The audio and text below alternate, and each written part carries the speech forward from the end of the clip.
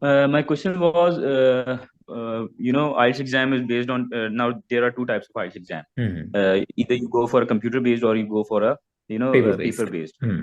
I am confident with paper based and computer based as well, but Hmm. there are some issues, like when you are listening something in listening session, when you have papers in your hand, you can mark the keywords and track the whole things in your mind, and Hmm. Hmm. just go on, and you have Hmm. some time after the listening session as well. Hmm. And Hmm. in reading as well, when you are trying to read the whole passage, you have some papers you can swap easily and skim the whole passage in the meantime.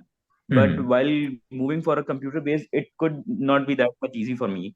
Hmm. So what do I go for a online paper based or a computer based test? Hmm.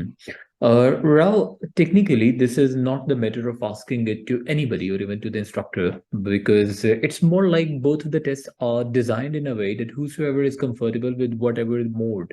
For instance, just as you mentioned in the beginning that you are comfortable with the papers, you have done most of the practice using the paper and the hard documents. So, what I would suggest you to go for the paper based, but yes.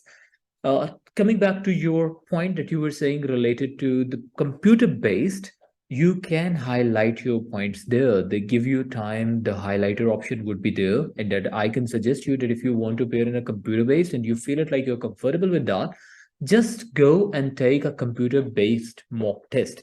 And that computer based mock test means they are not charging any amount, I believe. If you just want to experience the software, that is totally free of cost.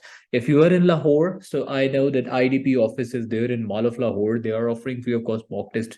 So you can just book your test, you go there.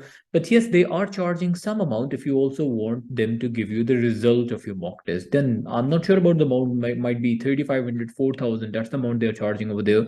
Or whatever the amount would be. It's going to be quite a bit nominal if you can afford.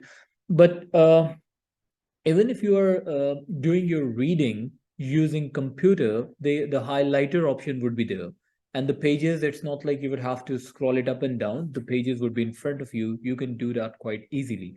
It's more like how you feel comfortable. If you believe your typing is good and your handwriting is not that good, or the readability gets compromised, or you're not habitual to write much with your hands on the paper, then go for the computer based. If your typing is good, if your handwriting is better and your typing speed is not very good, or you're not habitual to use computer in your daily life, then go for that. But just as you have mentioned that you are comfortable with both of the situations, so I would suggest you just simply go and take a computer based mock test, experienced at how the screen seems like when it comes to solving a paper on computer, experience that, then it would be way easier for you to decide at what shall you do in your exam and what sort of category you should select for your exam.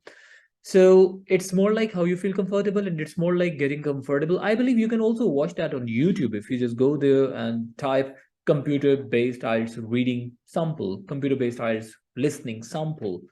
So you can do that. But yes, that's true. In the computer base, they don't give you extra 10 minutes to transfer your answer to the answer sheet, because when you write down the answer, that answer is considered as the final one. Same as in the reading one, when you're writing down the answer, they consider it as a final answer. But in your paper base, just because when you were listening to that, you can even make some sort of, you can write it down in a way that it's not very uh, clean, it's not very neat, the spellings are not complete. Still, if you write down anything and after that when you're transferring your answer to the final answer sheet, then you can make it quite neat and readable, and that's how you can do that.